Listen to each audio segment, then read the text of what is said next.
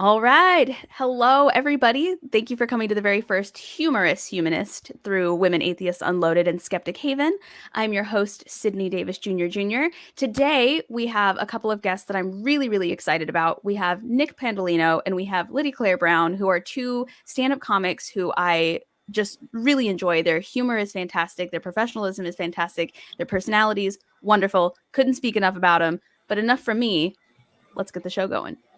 I know you told your friend you're not okay, and tell me what's wrong and why you never said you felt that way. And guess you're trying to stay strong and fake a smile until I look away.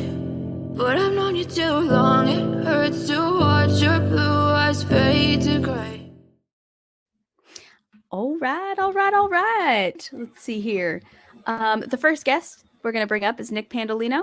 Second guest we're going to bring up is Lydie-Claire Brown. How's it going, guys? What's new? What's shaking? Hi. Doing good. Good. Nothing much. Happy to be here. Yeah, me too. Thanks for coming. I'm stoked to have you guys.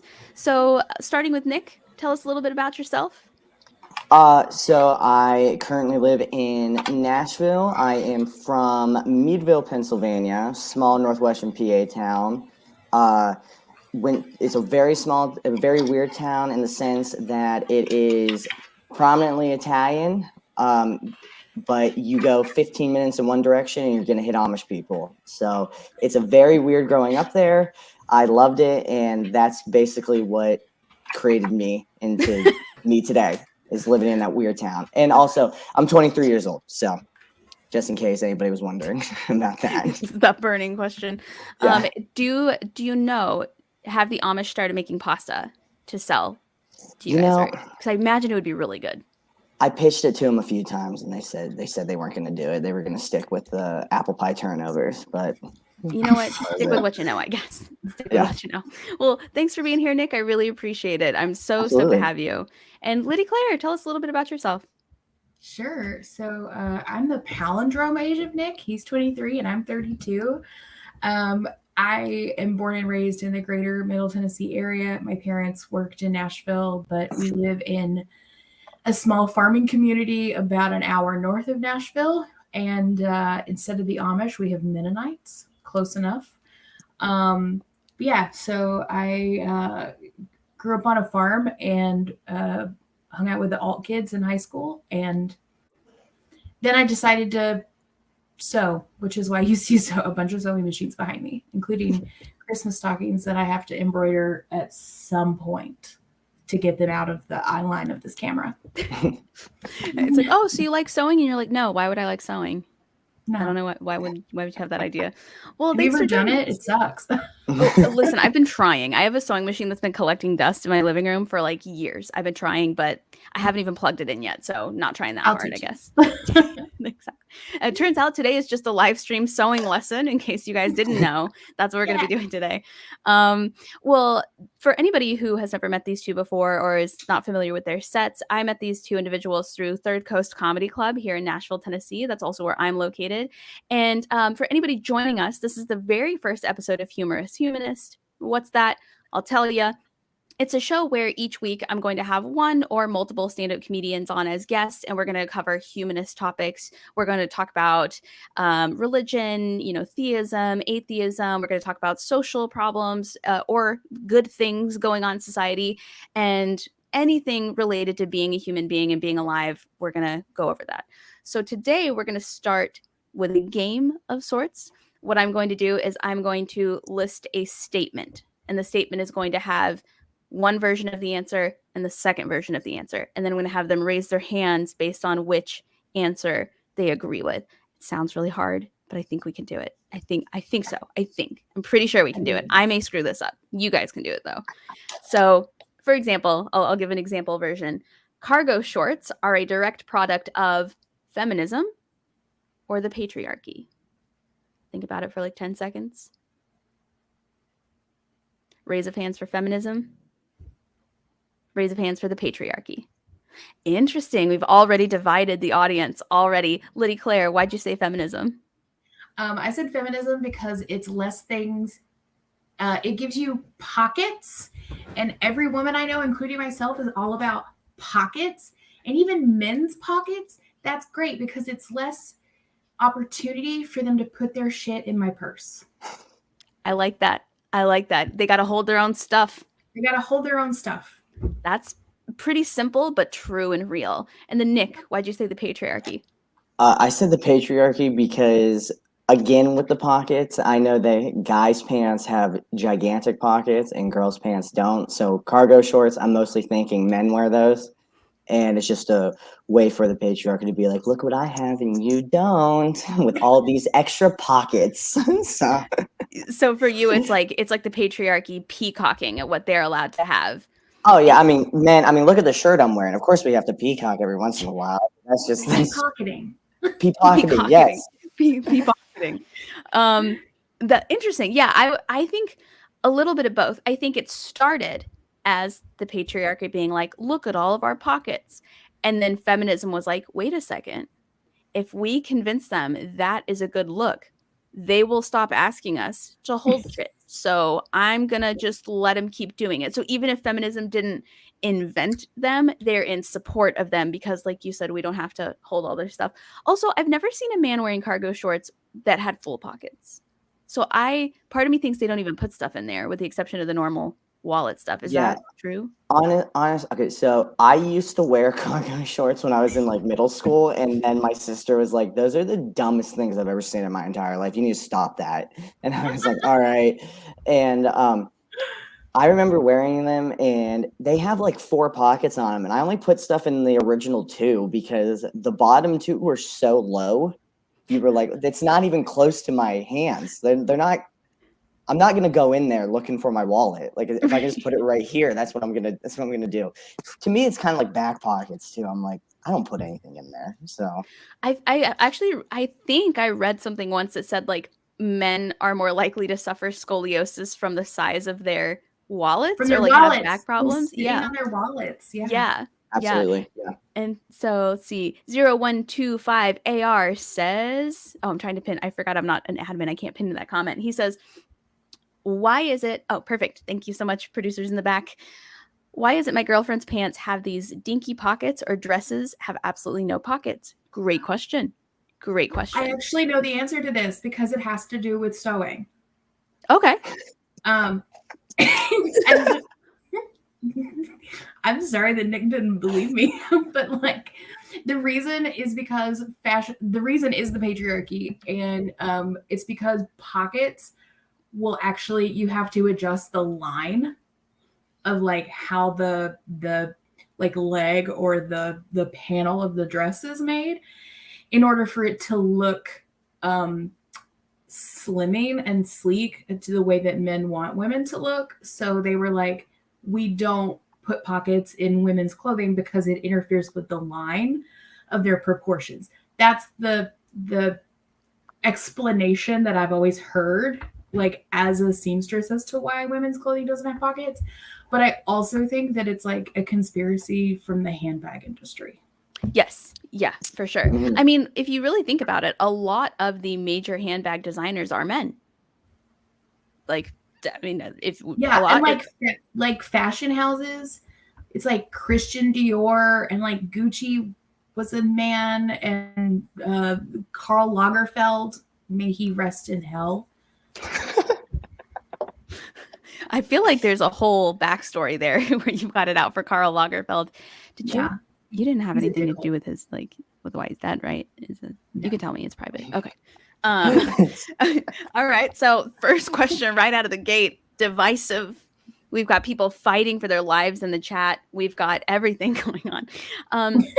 So in line with that one, then, I've got another question. Very similar. Larger pockets on women's clothing would cause positive social impact, negative social impact. Who says positive? I say positive.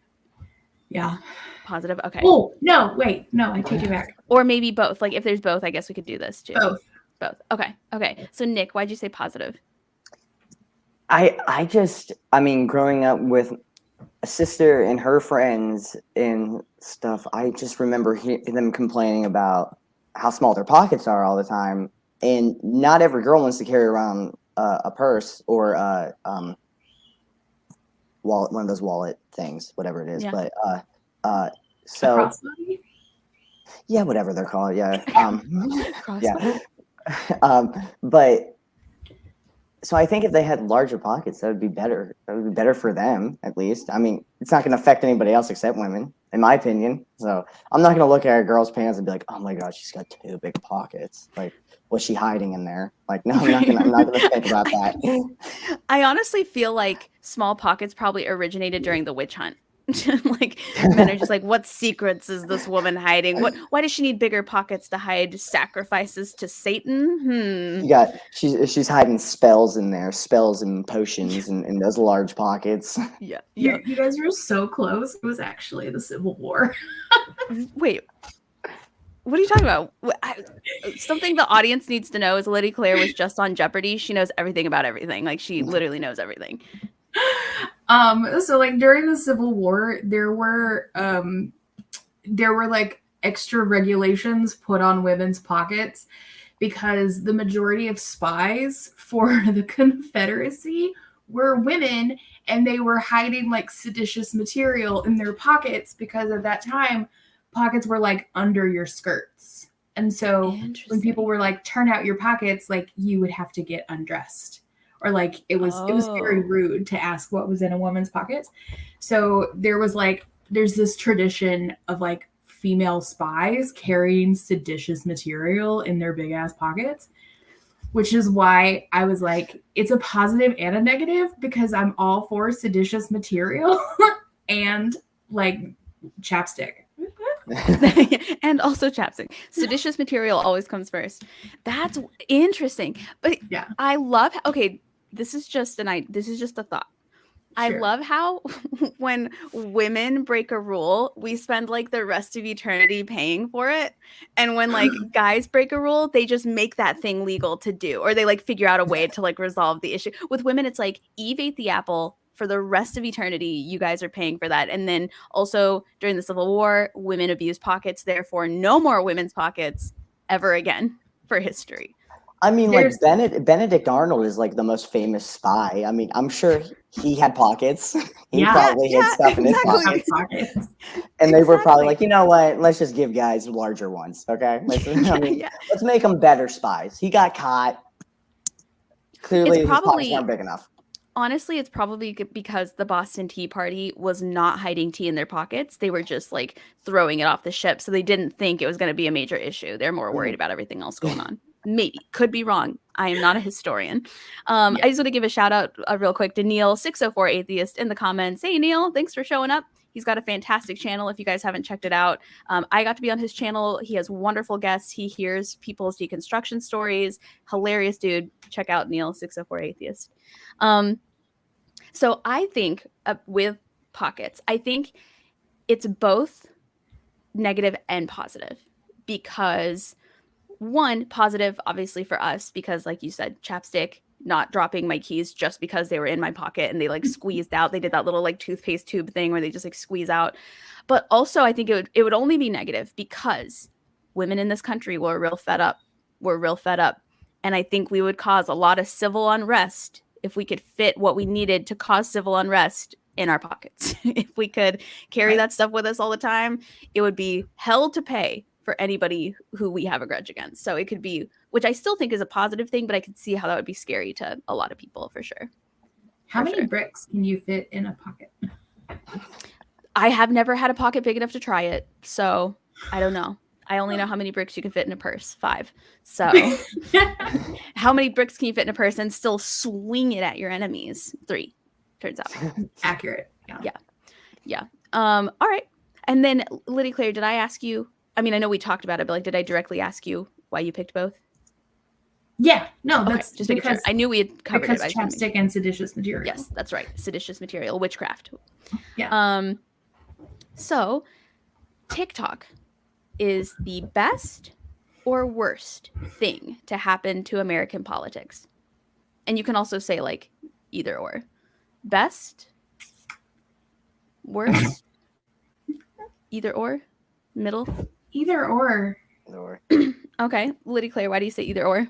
So the good news is that it's getting Gen Z and the youths invested in politics in a way that their attention spans can tolerate. The bad news is that now we have senators and people who shouldn't be allowed cell phones asking questions about TikTok on the floor of Congress and being like, is China spying on me right now? No, they're not. That's funny. Go to bed, Grandma. It's like, also, we know Zuck is the one spying on us. We all know that. I know that right now. I'm probably going to get taken out back and killed after this just for saying that. It's fine.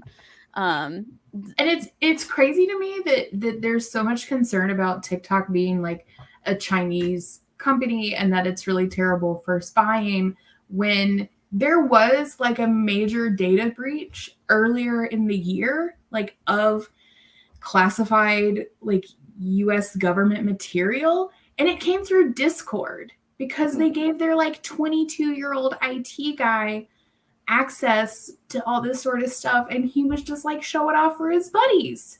That wasn't China. That was the patriarchy. Yeah. I think it's a good thing and a bad thing. It's a good thing because it's spreading information very fast and like and receipts are being kept and like clips are being made where it's like, oh, you believe this? Well, why is this a video of you saying this and this and that? Love that aspect. Love the idea that young people can get involved. But it's also causing a distraction when we have many more important things to talk about. So like that day that or really that week, they were talking about TikTok in Congress. We should have been talking about many different other things that are important, which is not TikTok's fault. TikTok was literally like, why are we here? Like, this is ridiculous. But so I think it's great in terms of getting younger people involved in activism and unveiling things that we need to know and making it accessible in very quick consumable parts, but it's also just one more diversion for people who don't want us to be paying attention to what we need to be paying attention to, I think. And then Nick, your thoughts? Yeah, I agree with both of you. Definitely. I mean, I'm avidly on TikTok, and I get a lot of stuff from the Tennessee Capitol, which I don't know anything about Tennessee politics. I've been here for less than a year. I don't know anything about it. I barely knew anything about Pennsylvania politics when I lived there, but it comes up and it'll bring issues to light that I had no idea that they were talking about. At the same time, it takes away from it when there's somebody playing Subway Surfers right below it. So it keeps my attention, or there's a soap cutting video right next to it. Right. And you're like, what are we we're talking about racial injustice and you're cutting soap like on half of the screen. Like, this doesn't make any sense. But whenever you said like it helps spread information, it also helps spread a lot of misinformation as well. Or also because Gen Zers are have like the darkest sense of humor and the most absurd sense of humor I've ever seen in my entire life. They will take a serious issue and just clip the most absurd part from that congressional hearing, and that'll be what's popular about it. And then that's what's on TikTok. That's majority. Like when they were talking about, I was just talking about this to my buddy yesterday, when they were talking about TikTok, and I think his name was Mr. Chu, the CEO of TikTok. And they were talking about him. And the only thing that came out of that hearing that I know about is when that senator was like, Mr. Chu, I'd like to point your direction to this video. And then she played a video and she goes, and with that, I yield back.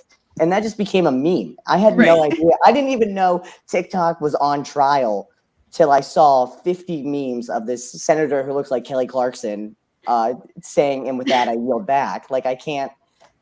You know, they spread the stupidest stuff on TikTok. So it helps if you keep interacting with the helpful stuff. But if you're like me and you keep interacting with the absurd stuff, it doesn't help. So yeah, no, that makes perfect sense. And another thing is like when the algorithm does take me to like the political or news part of TikTok, it shows me so much new stuff going on in the world that it is overwhelming. There are other times where I literally just have to I have to go to like watch cute animals or whatever, because it's great that I'm aware of these things that are going on and I now know where to find additional resources.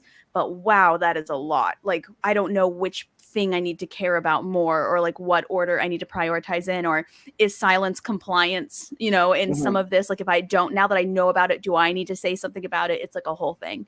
And I think that's why we all have anxiety. Yeah, no, yeah.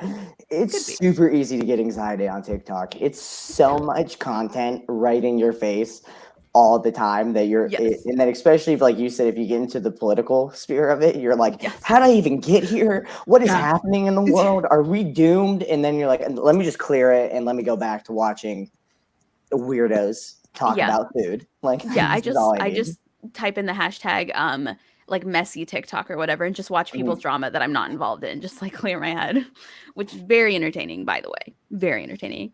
I can't really be on TikTok too often because I feel like I come up with a new diagnosis every time I go on TikTok. I'm like, oh, am I autistic today? Maybe I have anxiety today. Nope. I have multiple sclerosis, right? And ADHD. And ADHD.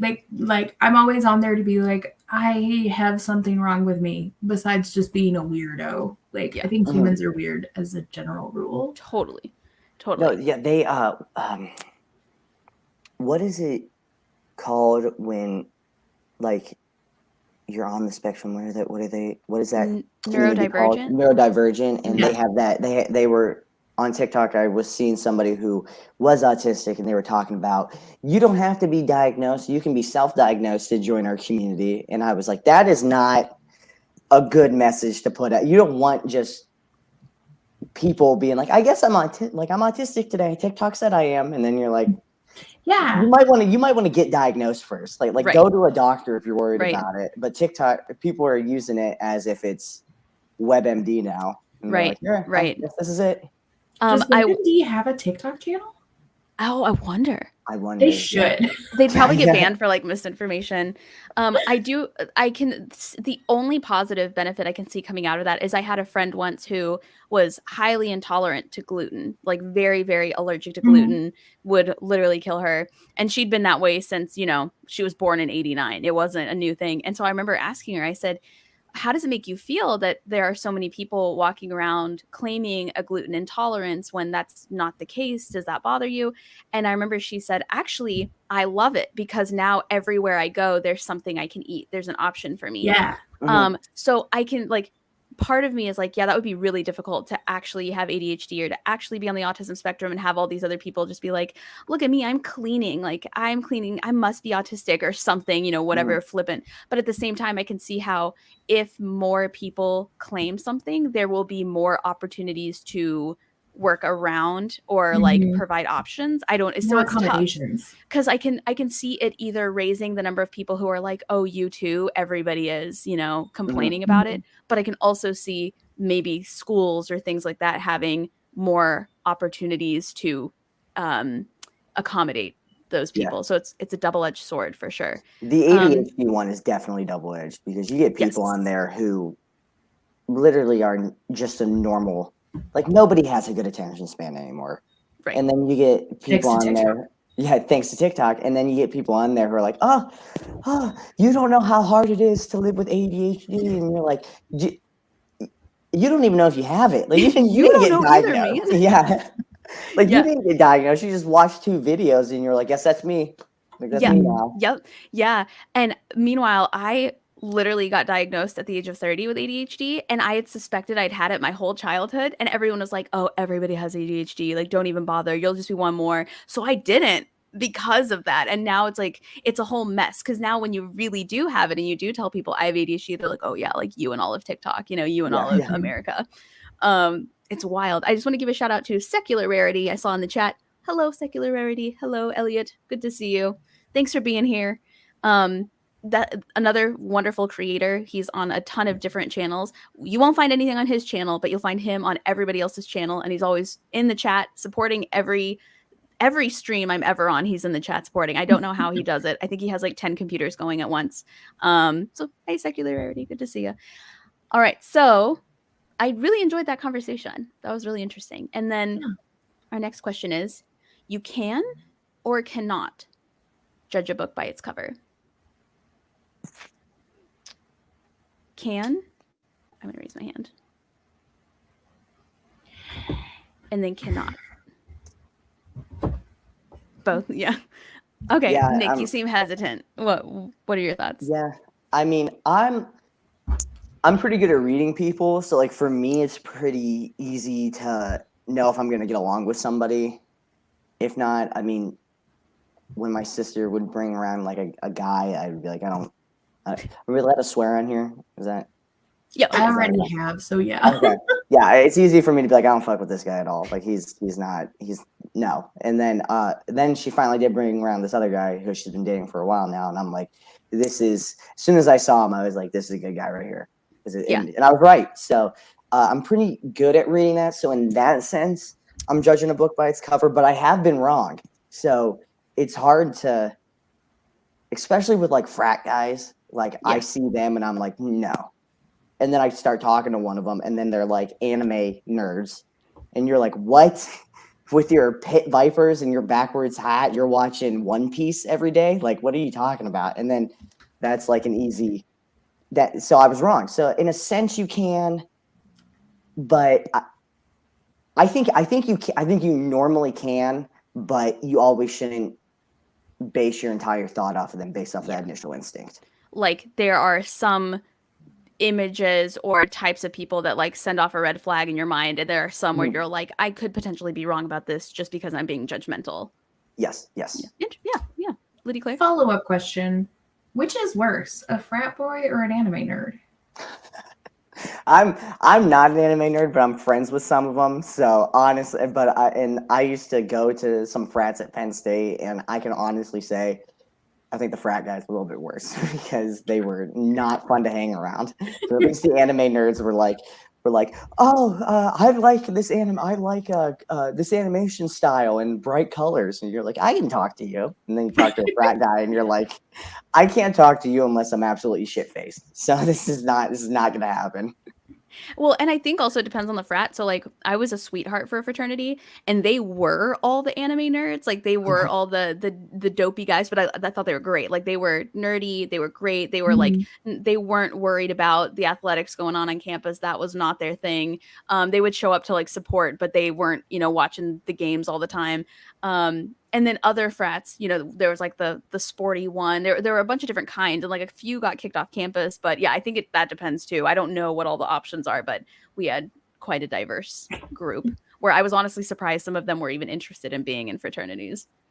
Yeah, at Penn State, it was like somebody either almost died or somebody died every year in a frat. It was like, okay, maybe we should just get rid of this. Maybe this is not the healthiest. Yeah.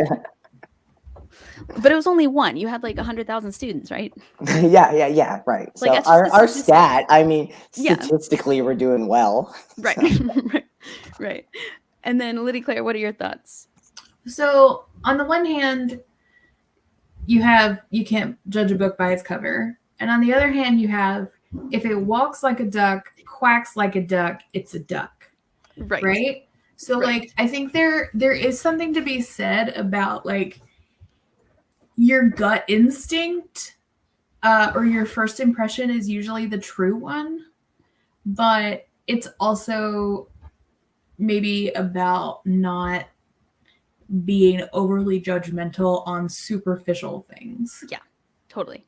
So like there's this meme I've been seeing going around right now because of Pride where it's it has Matthew Lillard from one of his like early punk roles where he's got like the Liberty spikes and then this like one pretty girl, and it says movies will tell you that he's going to be the one who will hate crime you and she's the person you're safe with, but in reality he's the safe one and she will hate crime you. Interesting. Because she looks like a typical, she looks very Republican, right? Yeah. And I don't know, I think there's really something to that.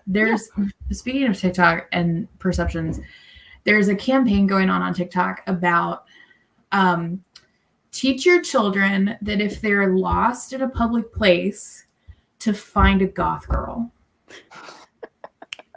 Because 9 times out of 10, the goth girl will be either a mom herself, but she's definitely going to take care of you until she can get you back to your parents. Like that's the safest person to approach. That's great. In a public place. And I think that's So beautiful. That's great. I got lost all the time in public places as a kid. And literally all the time, I would just wander off and then turn back around and my parents would just be gone.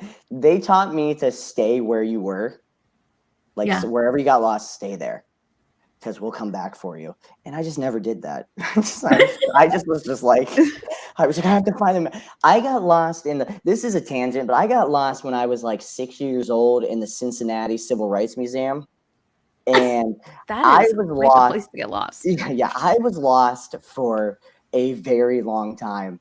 And I had to find the security guards. And I was crying. And I was like, I don't know where my mom is. And they were like, oh, we'll find her for you. We'll find her. And they got me like on the radio, and they're like, we got a lost kid.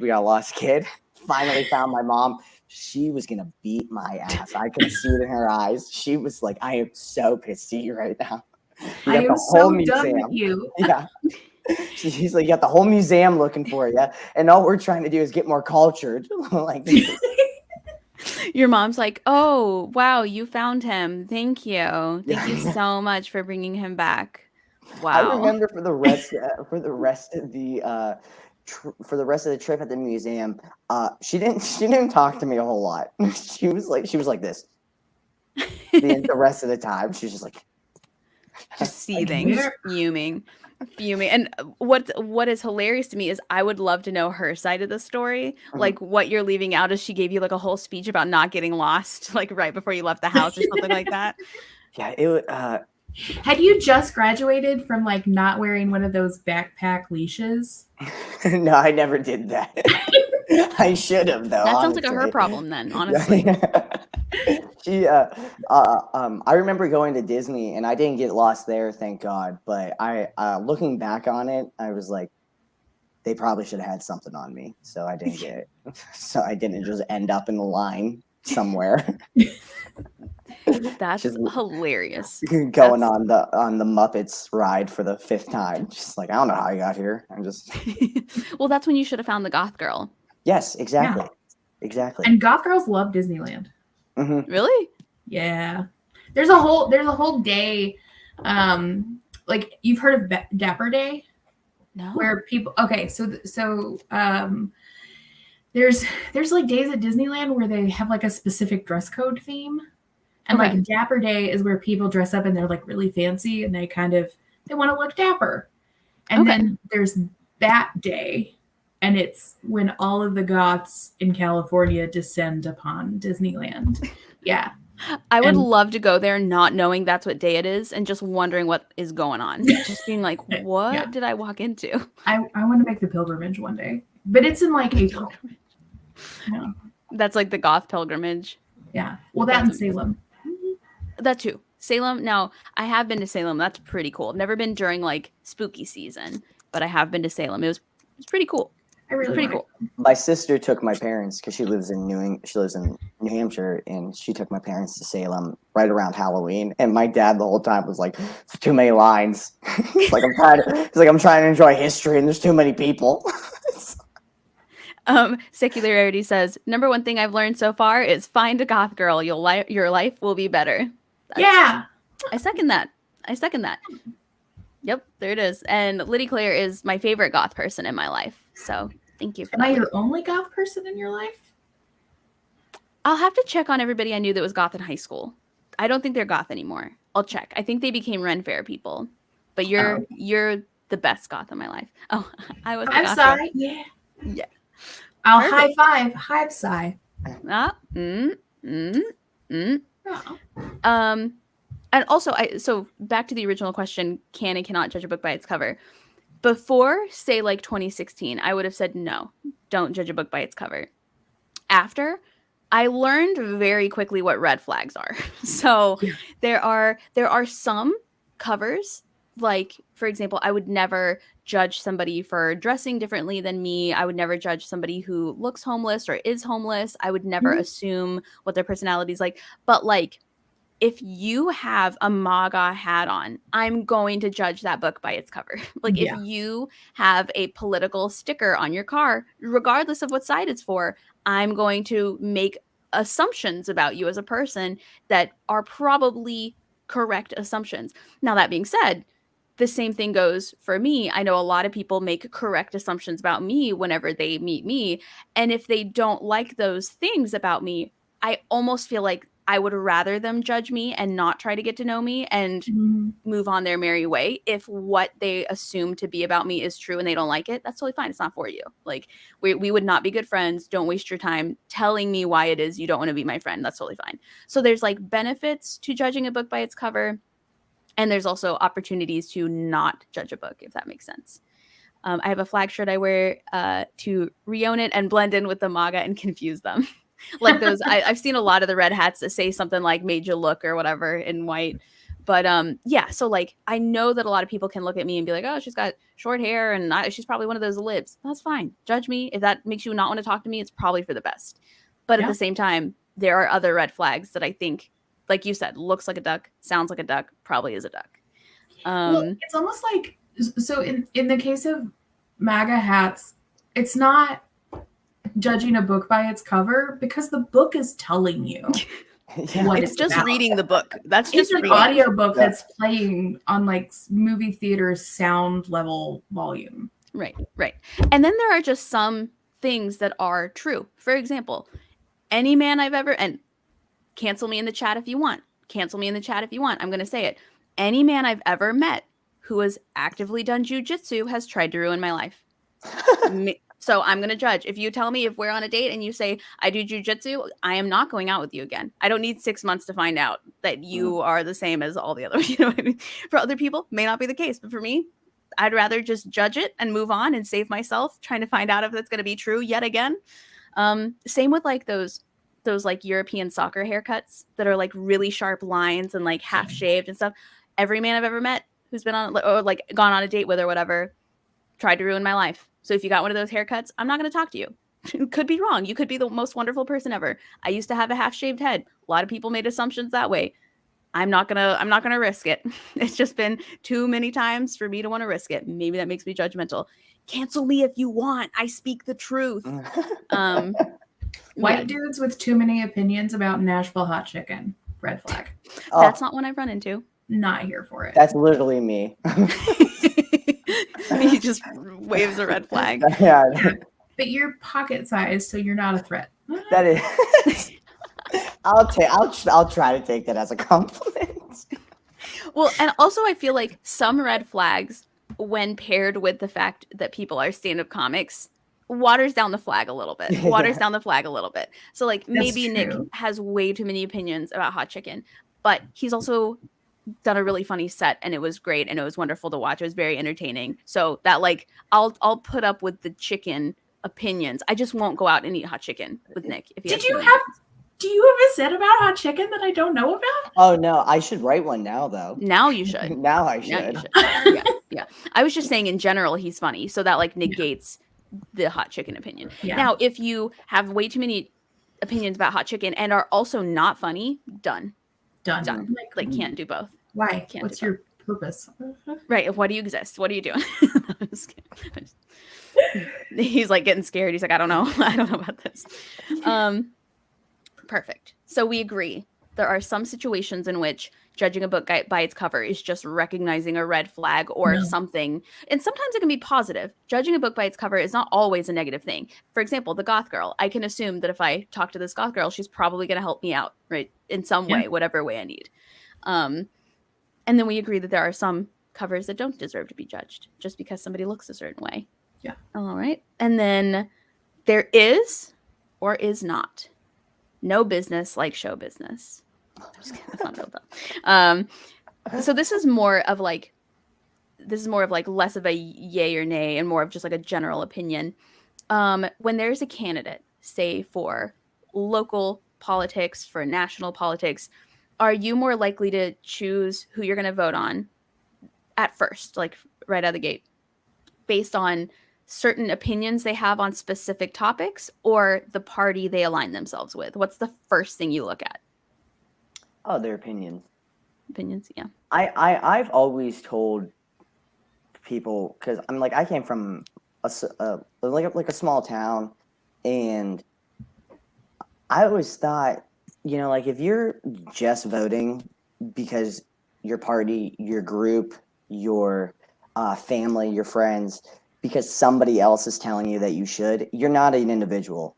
Right. You're just a cog in the machine. So be open to ideas and be open. You can be one party, but still vote for the other party if you like that person's ideas more, in my opinion. I think that would make it so much better. Yeah, totally. Absolutely. And then Lydie-Claire? If we're being totally honest, like the very first thing that I think about is what party they're aligned to. Yeah. And kind of piggybacking off of what Nick said, like if I know that a candidate is a Republican candidate, I'm not inclined to give them the benefit of the doubt and actually spend the time to learn what their opinions are. Right. Yeah. Like I kind of do like a preliminary filter where I'm like, I am not going to invest the time in you because it's very unlikely that we're going to have anything that we agree on. And then I'll dive into like who are the Democratic or the left-leaning candidates and what are the opinions that they have that I maybe agree with. Yeah. Now, that said, in the interest of fairness, please don't cancel me because I am weak and small. Like, my husband voted for John Kasich. Well, you know what, though? I heard a lot of, when John Kasich was running, a lot of people that I knew that usually vote Democrat were aligned with John Kasich. Yeah, I had so my husband and multiple members of my family who are normally like deep blue Democrats were like, I'm getting a little purple and I'm going to vote for John Kasich because they didn't want to vote for Hillary. And that was it. But yeah. And not everybody is willing to write in their vote for Bernie the way that I did. He was so boring, though. Do you remember him know, talking and you were like, oh my God, does this guy have a personality? Like, but would you rather somebody be boring and stable? Like, would you rather garden variety evil or like MAGA nonsense? MAGA mania. I do really just enjoy when candidates tell their truth, like when they think like they know what the truth is and they're going to stand behind it. Like if somebody genuinely came out and was like, look, the population growth is a problem, 50% of you have to go somehow, I'd be like, he's speaking like his truth. Like what's his plan? I don't know. What's he talking about? He's like, guys, listen, you're treating COVID like something that we can't utilize. And I'm here to tell you that we can actually utilize this to help our population growth wane. Help the population growth, yes. You want to solve inflation? I'll tell you how we can solve inflation. Like, listen, you're looking at this global pandemic thing all wrong. There's so many advantages here that we have, and that's what I'm here to talk about. Also, bigger pockets for women. I'd be like, done. All I heard is bigger pockets. Done. The end. The worst people are when they vote based off of, I just want to know, can I get a beer with the guy? That's all I want to know. And you're like, what? You're never going to meet him. Why do you care if you would be able to hang out with him or not? Like, that's such a weird opinion to have about a politician in general. Did you want to drink beer with the nerds in college? No, and that's why they should be in charge. Right. Anybody who I would want to drink beer with should not be in charge of me as a person. No. The coolest president in recent times that we, and I think Republicans and Democrats will agree, Obama was just a cool guy. He was just smooth with it, and he was really cool. But if you voted for him simply because like I just feel like I can get a beer with him, you're like, all right, come on, you don't even know what he's talking, man. Yeah, he plays basketball. I feel like I could do a pickup game with him. No, it's not going to happen. So why do you care if you can do that or not? It doesn't make any sense. Fanfic about it. Don't vote based on your dreams of having coffee and playing basketball with him. Yeah. That's funny. I'd never thought about that. But now that you're mentioning that, a lot of people say stuff like that. Yeah. And I never thought about it. Yeah. That's so strange. I get the one side of it when they're like some people will say because they're like, I just want to know if he's like a normal person. Like, I shouldn't even say if they're a normal person or not. If they want to be president, they're not normal. They're not normal. Yeah, none of those people are going to be well-evened individuals. Like they're crazy. They are crazy. That's first red flag. They are running for president at all. That is a goal that they want. Yeah. That's funny. And you know what? I say all that, but anybody in the chat, if I seem like some person that you would want to have a cup of coffee with or hang out with, please follow, like, and subscribe to my channel as well and listen to my podcast. I could use all the visibility. Pretend that I'm that person. I would definitely have coffee with you. But that is a valuable characteristic to have on a podcast, not when you're running for president. Well, I guess I shouldn't break the news to you then. I'm running for the next presidential. She's announcing right now. I think we are onto something about running on a Pockets campaign. That's what I'm saying. Yes. That's what I'm saying. Yes. Not only would I offer larger pockets for women's clothing, but all of my campaign materials would be stuff that you keep in your pockets, like chapstick, wallets, keychains. It would only be stuff that belongs in pockets. That's what it would be. Yep. Packs of gum. Yep. It would all be that stuff. That's actually a really brilliant campaign, like a really brilliant marketing campaign. Somebody should write this shit down. Thank you. Yeah, I'm just like, oh, you want some more of my campaign stuff? Where are you going to store it? Not in your pockets. But if you vote for me, guess what? You'll have enough pockets to hold all that stuff. Yeah. Maybe even like one of those little like bottle openers everybody's always looking for. Done. Put it in your pocket. I feel like what was that? What was Hitler's like promise? It was like a chicken in every pot. Oh yeah. Yeah. Well, no, because like one of his initial campaign promises was for the German people. He was like, there will be an automobile at every home and a chicken in every pot. And I feel like there's like a chicken nugget in every pocket. I feel like I don't want to align my political verbiage off of Hitler. Call me picky. I just feel like there are other people that I could structure my campaign around that aren't Adolf Hitler. I think it's really telling that we lasted 47 minutes before we talked about Hitler. Before I was compared to Hitler, right? I'm telling you, in every debate, that's all it comes down to. There's actually a name for that. Do you know that? It's called reductio ad Hitlerum. Really? Yeah, reducing the argument to Hitler. See, that's what I'm telling you guys. She knows everything. She literally knows everything. It's wild. And even if you don't, if you say it with enough confidence, I would just believe you. Maybe that's a dangerous power to have, honestly. I'm trying to think of like the craziest shit that I could say right now. Just keep in mind this channel is monetized. So if you would like for it to remain so, then I don't know. I think we lost monetization when we started talking about Adolf Hitler, probably. I'm sorry, or Skeptic Haven. I was about to say Secular Haven. I didn't mean to compare her to Hitler. Her facial hair is much better. Thanks. Thank you. I could probably grow a better mustache. There is or is not a meaning to life. There is or is not. I'm going to say no, but I have a caveat. I'm going to say yes, but I have a reason behind it. Okay. I'm also going to say yes. And I will just show myself out because I don't know why I'm on an atheist channel when I'm not. Well, this is a skeptic channel. Everybody's welcome. Skeptic channel, yeah. So I was actually having a conversation with somebody else yesterday just about this, but my personal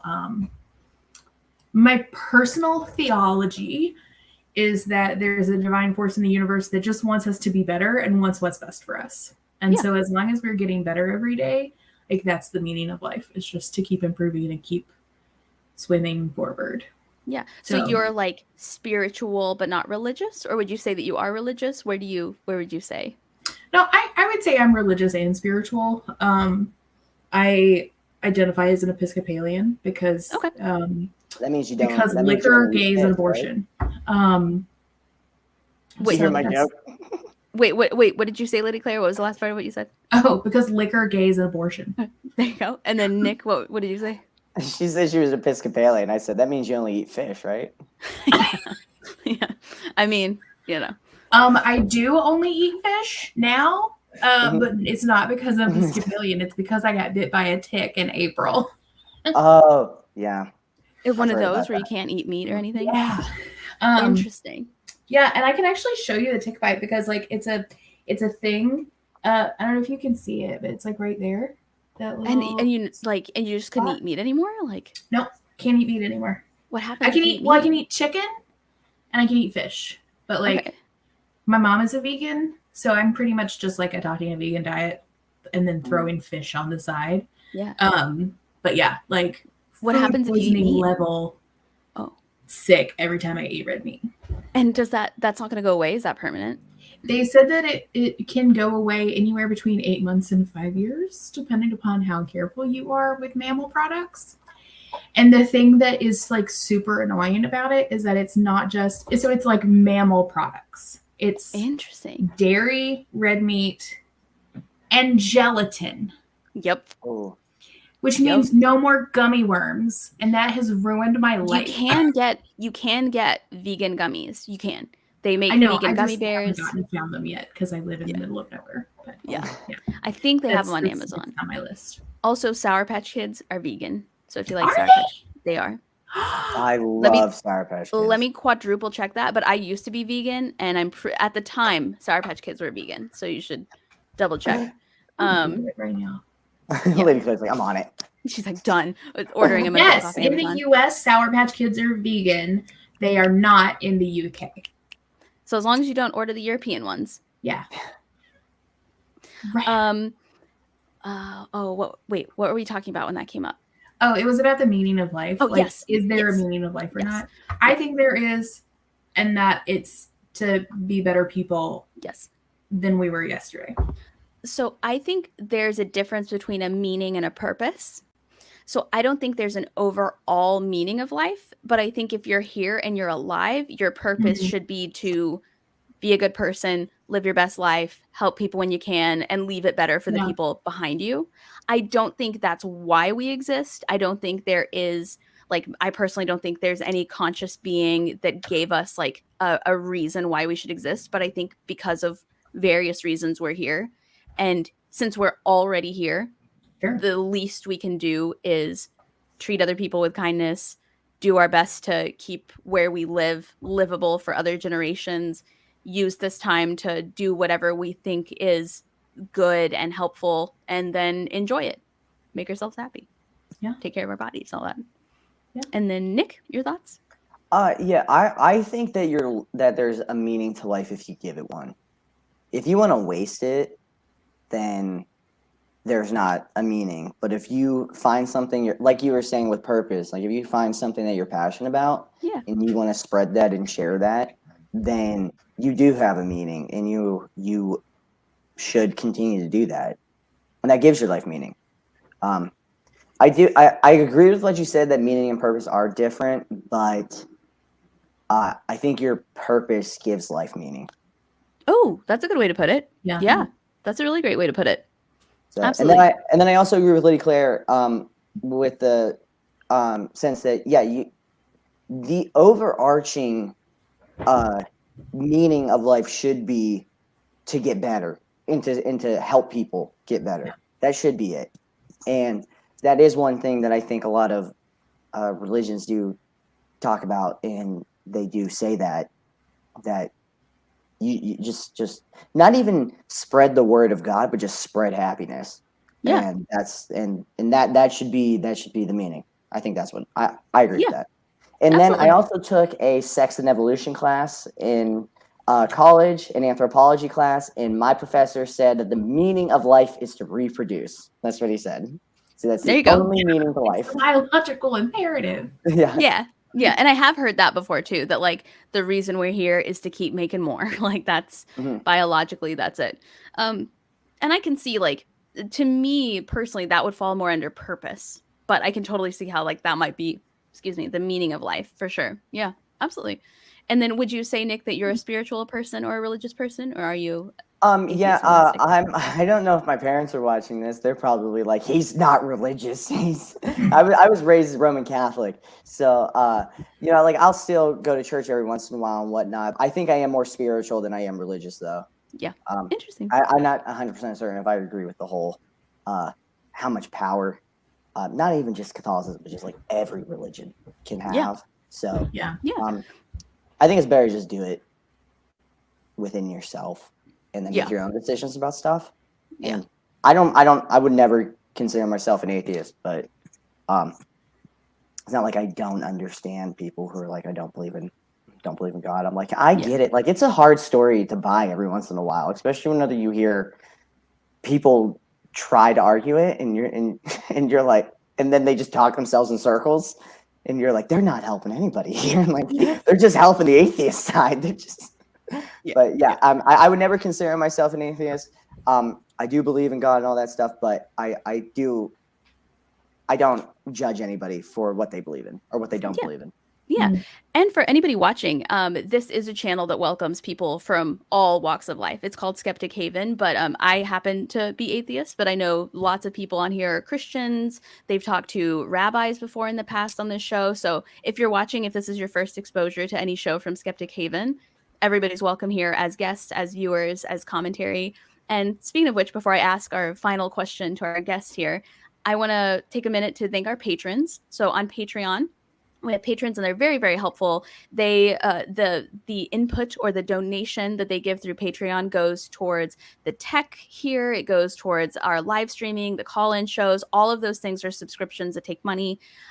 So Eric Azols, Tara S., Ryan, Dean and Murphy, Dan D., Michael Wiseman, Kathy Cotton, Cindy Plaza, Sunny Shell, Aaron Colson, and Phil Calderon, pronounce it, I'm not sure. Patrons on Patreon. And then also we have other shows here on the Skeptic Haven channel. We have Secular Soapbox on Wednesdays, Thursdays, The Sunny Spot, Saturday, The Global Atheists and Women Atheists Unloaded. And then we have Let's Talk on Sundays, which is a live call-in show. So if you're interested, regardless of where you fall religiously or spiritually, you're always welcomed as a guest and a viewer of this channel. And we always hope to produce content that you feel welcome to consume. That being said, I'm going to ask, I think the final question. I think this is the final question. It's a little bit heavy, so be ready for it. Okay. Morality can exist without God or religion. Yay or nay? Do you think it can or cannot? I say can. Yes. Yeah, Are we talking? I agree that it can exist. I agree that it can. Would it be more difficult to have morality? I think it I'm not going to say it's going to be, it would be more, I think it's all depends on when you were born and like who raised you and stuff. So I'm going to go that it can happen without religion. You can have morality without religion. I think it's easier because you literally have a list of rules. Right. When you are religious and you're like, this is how to be moral. And then you just follow those rules, where if you're not religious, then it's kind of up to you, but it can happen still. Definitely happen still. Yeah, I think that so I've spoken to historians and scientists before on my own podcast, and I know that they've talked about how some morality is inherent. For example, most cultures, it's wrong to kill somebody because even ancient peoples recognized that if you killed somebody in the tribe, that's one less person to bring in food. That's one less person to help hunt. That's one less person to help build. And killing should be bad because one, you just don't want to do it, but two, it negatively impacts the tribe, So there's some things I think that are naturally and morally just kind of inherent in human beings. And then there's other morals that are very case by case or culture by culture.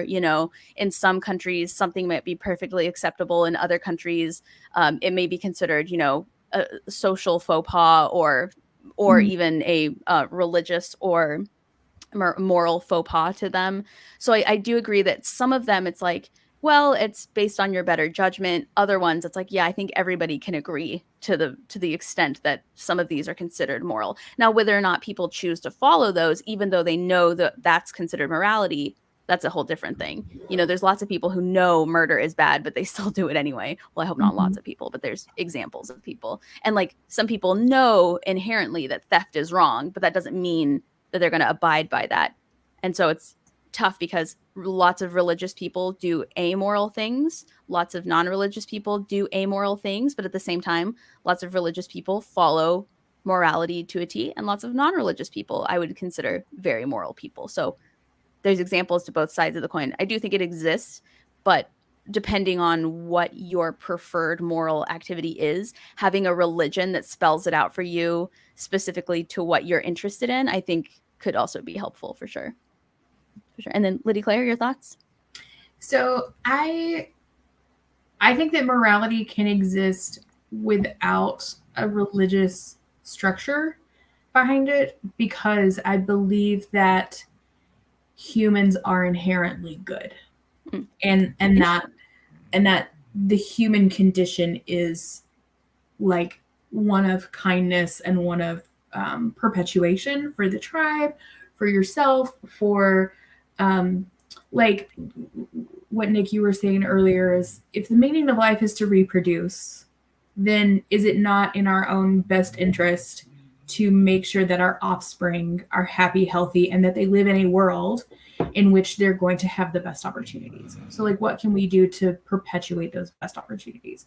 So like, I think that humans are fundamentally a positive, or like an optimistic and kind being.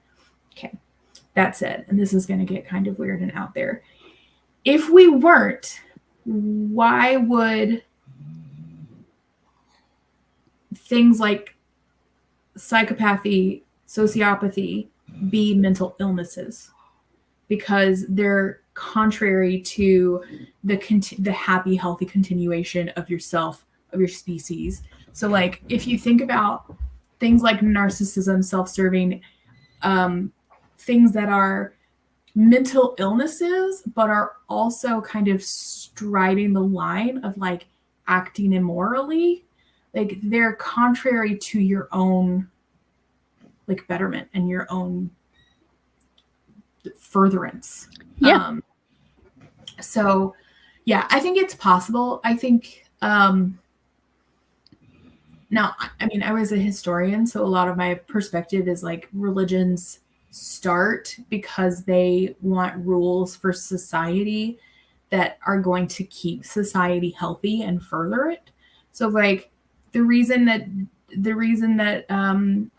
a lot of Jews and Muslims don't eat pork is because pork is really hard to make sure that it doesn't spoil. And it's also the meat source that is like most easily contaminated and most easily will make you sick. So like, just don't fuck with it. Yeah. Same thing for shellfish. Like, yeah, shellfish is one of the first allergies. And so it makes sense why in the book of Leviticus, which is fucked up on its own, but it makes sense for like certain rules why they would be like, just don't do that because it's going to make you sick. But if you tell somebody don't eat the pork, they're going to be like, but why? And then go eat the pork regardless. Well, because God said so. Stop arguing with me. I really love that quote from it's from Game of Thrones about like people invented the gods so that their children would sleep through the night. Interesting. It's from like the first season, but I don't remember who said it. And yeah, I think that religion makes morality easier, but that it can't exist without religion. Yeah. Interesting. Very interesting. Well, yeah. Lydie-Claire and Nick, thank you so much for joining me today for this live stream. Absolutely. I really loved having you on. Is there a place that we can go to see more of your content, or is it something they'd have to come to Nashville to see you live? I am on Instagram, Nick Pendo _ and Twitter @Nick Pendo. So follow me on there. Yeah. I'm going to start posting more, and also my tweets are fire and they don't get enough likes. So yeah. And he's somebody that you would have a beer with, so you better go follow him. Exactly. Sure. I'm also on Instagram. My handle on Instagram and Twitter is @Episcogoth. I perform in the Nashville area, but I'm also I also write, and I'm going to start publishing some links to my essays and things on Instagram. Eventually, hopefully, next year, I'm planning to start my own podcast about goth culture and misconceptions and Yeah, answering questions like, why do goths wear onks? And Where what? onks, ANKH, those like Egyptian things. Oh, yeah. Yeah. I know what you're talking about. You know, onk if you love ISIS. No. No, you know, it's like the cross, but instead of Yes. That I thing, was it's thinking onk. like Ugg boots or something, like some kind of boot that was like shaped weird, had like a curly toe or something, just based on the way your hand was going. Oh, no. I was like, are these like footwear? Like, what? Do I just not know what goths No, are? those are winkle pickers. Okay. That's like great. the specific type of boot that goths wear. Oh, a like lot. the big chunky ones. Not necessarily. They're like pointy, and then they've got all the buckles on them. Got it. Yes. Got it. The fact that there's a name for that is, you know, I shouldn't be surprised actually. I shouldn't be surprised by that. But There's a name for everything. But yeah, thank you both for being here. I really appreciate your visiting us and giving us your thoughts and opinions and participating. Thank you everyone in the chat who's been asking questions and making comments. I've been reading them and it's been very entertaining, and I'm going to go back and read them once this live stream is over. And yeah, for anybody who is just now discovering this channel, Skeptic Haven is available on TikTok, here on YouTube, on Facebook. They're also on Patreon. So if this is a place that you would like to come and watch more content, they have shows every single day, and most of them are live streams, and it's a great place. I'm totally biased, but it's a great place and a great channel. Highly recommend you follow them. And with that, I bid you adieu. Have a great day. I know you told your friend you're not okay, and tell me what's wrong and why you never said you felt that way. And guess you're trying to stay strong and fake a smile until I look away. But I've known you too long, it hurts to watch your blue eyes fade to gray as you fade away, as you fade away. Yeah, I'm about to fade away, 'cause every time I wake up I feel like it's Monday. Something's going wrong with all the chemicals.